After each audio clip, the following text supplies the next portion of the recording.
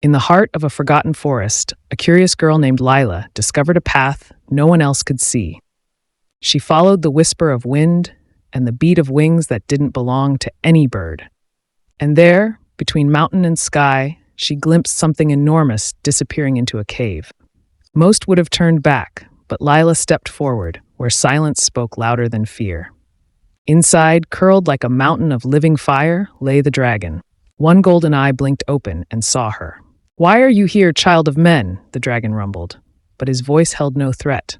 And so Solithar, guardian of the mountain, shared stories older than time. He led her to the mountain's heart, where a single glowing flower pulsed with ancient magic. "It is the last of its kind," he whispered. "It must never be taken."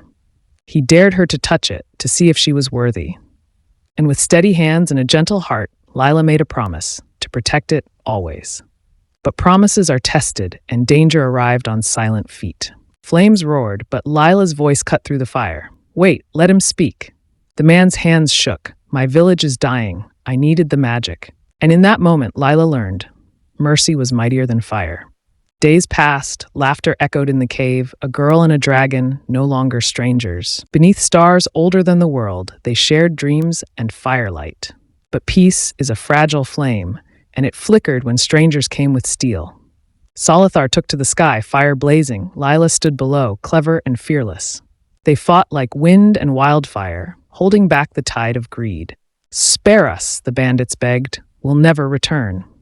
And they were allowed to leave, broken but breathing. Solithar revealed the truth. The flower's roots fed the mountain's magic. Its loss would mean death. "Darkness knows it lives," Solithar warned. "We must hide it elsewhere." He opened a path through the mountain, a secret way to a safer place. So they journeyed, girl and dragon, into a world of danger and wonder. The forest shimmered with whispers, old magic stirred beneath every leaf.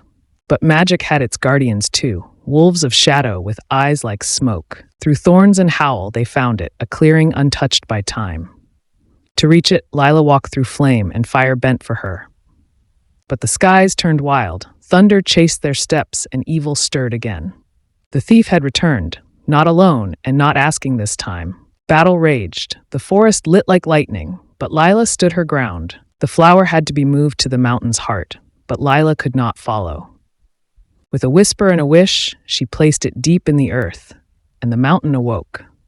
Greed came one last time and was turned away by root and flame. The land bloomed, trees sang, and the dragon rested. Solithar smiled, his eyes dim with peace. "You don't need me now." He gave her a single petal. "Keep this. It will remember you." And with it, Lila walked home, changed forever. The village flourished, and no one quite knew why. But sometimes, when the wind was soft, Lila heard wings. She often looked to the mountains, her heart whispering thanks. And once, with just a touch, she healed someone. The petal glowed in her palm. She told the tale of a dragon, a flower, and the girl who kept her promise.